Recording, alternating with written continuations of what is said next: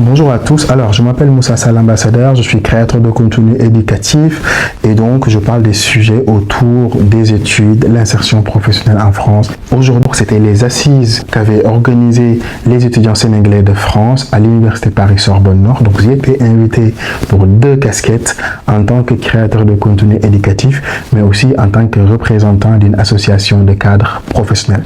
Donc, est-ce que les assises c'était un échec ou une réussite? Je vais tout vous détailler à travers cette vidéo. N'hésitez pas à rester jusqu'à la fin. Et à la fin de cette vidéo, n'hésitez pas à me donner votre avis.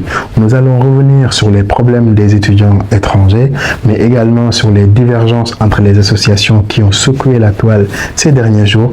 Et nous allons vous détailler également le contenu des assises et qu'est-ce qu'on peut en tirer comme expérience. Lors des assises, plusieurs sujets ont été abordés.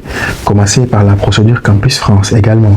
L'intégration de l'étudiant en France, démarche de renouvellement de titre de séjour, les OQTF, les services consulaires, l'insertion professionnelle, le retour au Sénégal, etc., etc. Donc, plusieurs sujets ont été abordés et ces sujets-là ont fait l'objet de différents ateliers encadrés par des professionnels. Mais à la dernière minute, il y a eu beaucoup de désinformations, beaucoup de problèmes, beaucoup de diversions, beaucoup de divergences et de différends.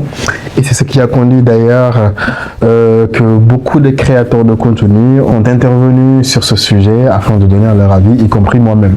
Donc moi, j'étais aux assises aujourd'hui. Donc je vais vous donner mon avis pour voir si, selon moi, si c'est un échec ou une réussite. Et puis, tout simplement, de vous faire part de tout ce qu'on a dit aux assises, les points importants pour les étudiants à l'étranger, mais aussi les points importants pour les différentes associations qui étaient là et même les associations qui n'étaient pas là. Donc, à la fin de la vidéo, je vais vous donner toutes les informations nécessaires afin que vous aussi, vous puissiez faire votre avis là-dessus. Let's go. Alors, il y a 2 choses à analyser par rapport aux assises. Donc, la première chose, le fait qu'il y avait beaucoup de problèmes autour de cette organisation. C'est quoi la raison? Pourquoi quelques jours avant les assises, beaucoup d'associations ont boycotté l'événement? Donc, je vais revenir là-dessus et petit à petit, avant la fin de cette vidéo, vous allez comprendre pourquoi il y a eu tellement de bruit autour de cet événement. Alors, dans un premier temps, en Île-de-France, il y a plusieurs associations qui revendiquent être l'association des étudiants sénégalais de France. En tout cas, qui revendiquent être en lien ou en tout cas des représentants d'autres associations qui sont dans des villes ou dans des universités.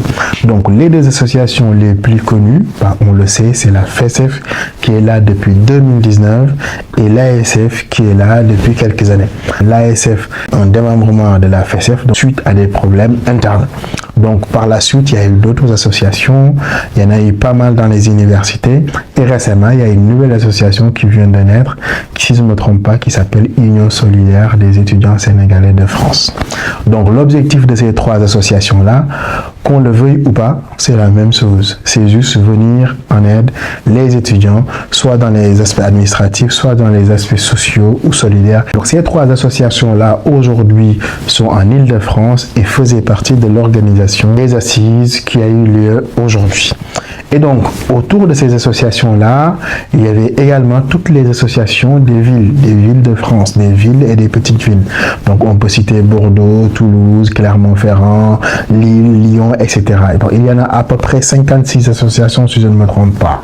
Et donc, l'ensemble de ces associations-là avaient convenu pour organiser ce qu'on appelle l'ANASEF.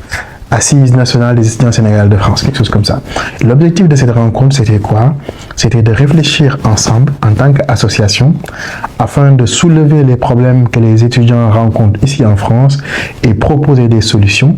Et à la fin, dès que le président de la République arrive en France, ces solutions-là seront montrées au président de la République afin que ce dernier et son gouvernement puissent agir. Bon, malheureusement, le président de la République finalement n'est pas venu, mais quand même, il s'est fait représenter par la ministre des Affaires étrangères, Madame Yassine Fall, et de l'intégration africaine, également ministre de l'enseignement supérieur et de la recherche, Monsieur Abdourahmane Diouf. Donc une forte délégation aussi était avec ces 2-là. C'était dans le cadre de la rencontre des francophonies. Donc ils en ont profité pour venir rencontrer les étudiants. Voilà, maintenant voici le contexte de l'organisation des assises. Alors aujourd'hui, le problème c'est quoi? c'est que pas mal d'étudiants ont boycotté les 23 associations qui ont boycotté les assises, qui ne sont pas venus aujourd'hui. Est-ce que leur absence a fait effet? Oui, la salle n'était pas remplie, c'était vraiment un échec total. Il n'y avait quasiment personne et les étudiants n'ont pas pris le temps de plaider la cause des étudiants sénégalais de France.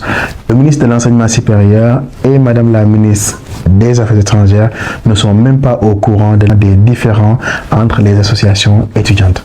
On peut entendre ce genre de témoignages un peu partout sur les réseaux sociaux. Il y a une part de vérité. Certes, on a senti l'absence des autres associations, mais cela n'a pas empêché aux organisateurs de continuer les assises. Aujourd'hui, je ne suis pas là en train de dire oui, les associations qui ne sont pas venues ont tort ou bien les organisateurs ont tort. Mon rôle en tant qu'ambassadeur est de fédérer. Mon rôle est de dire la vérité aussi. Effectivement, on a senti l'absence des autres associations, mais cela n'a pas empêché aux assises de continuer. Moi, j'aimerais bien voir toutes les associations là-bas et là où je rejoins totalement les 27 ou bien les 23 associations qui ont boycotté la journée, c'est que ces associations-là se sont senties écartées. Et ça se voit nettement, en fait. Et vu que ces associations-là se sont senties écartées, il y a eu aussi des problèmes d'ego de gauche à droite, je ne vais pas rentrer dans les détails. Elles ont décidé de ne pas se présenter aux assises. Ils sont dans leurs droits parce que c'est des associations légitimes et légalement constituées. Donc, elles ont le droit de se retirer. Là où je ne suis pas d'accord avec eux, c'est que en gros, le cadre des assises, c'était un cadre spécial. C'était pour la première fois que le gouvernement se déplace pour venir rencontrer toutes les associations de France.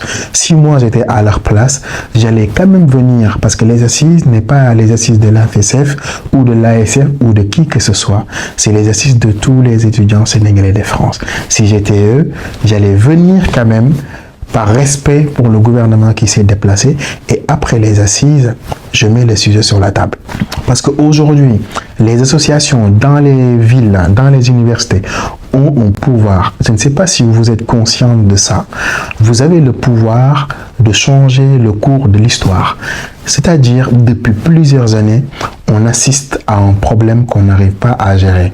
La multiplication des associations qui veulent représenter vous, les associations qui est dans les villes, mais également les associations dans les universités. Et vous avez le pouvoir de changer le cours de l'histoire parce que tout simplement, même les associations qui étaient présentes aujourd'hui, il y en a certaines qui partagent les mêmes sentiments que vous. Là-dessus, on est d'accord. Le fait qu'il y a pas mal d'associations qui partagent les mêmes sentiments que vous, c'est là où se trouve votre force. Après les assises, vous pouvez vous réunir afin d'échanger pour trouver une solution simple. Soit ces associations-là qui vous représentent, à qui vous ne jugez pas qu'elles sont légitimes de vous représenter, vous ne vous sentez pas dans ce qu'elles font, vous les dégagez. Soit vous mettez tout sur la table afin de trouver une solution commune et désigner une seule association qui sera votre représentante en Île-de-France et votre représentante au niveau national. Pour moi, c'est ça la solution. J'ai rencontré d'ailleurs les fondateurs de la FSF, que je salue d'ailleurs, qui sont des gens très respectés que j'ai connus moi aussi quand j'étais président, M. Bokar et M. Arone et d'autres membres d'autres membres fondateurs de la FSF. Ces gens-là sont des gens très respectés. Ils ont légué à d'autres étudiants l'héritage qui est la FSF, mais malheureusement, il y a eu des soucis après eux.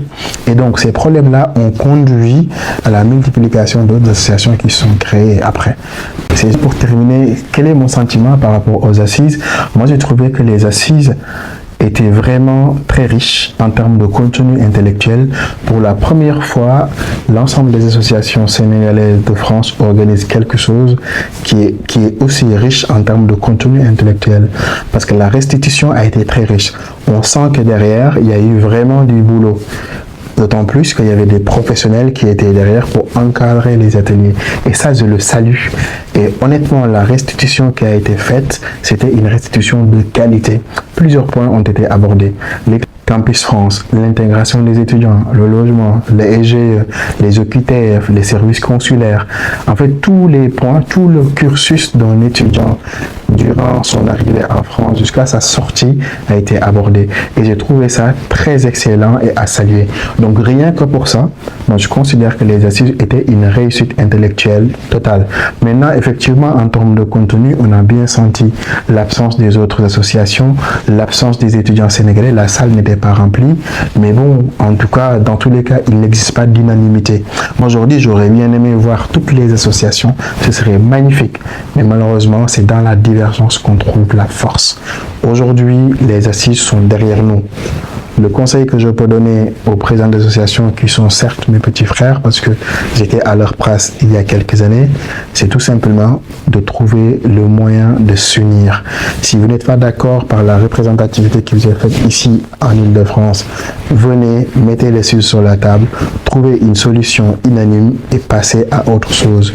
Parce que si vous ne réglez pas ce problème-là, même les années à venir, vos petits frères qui seront là auront les mêmes problèmes que vous avez aujourd'hui. Donc j'espère que cette vidéo vous a plu. Si c'est le cas, n'hésitez pas à liker, à commenter, à partager. Je vous remercie beaucoup et je remercie encore une fois les organisateurs.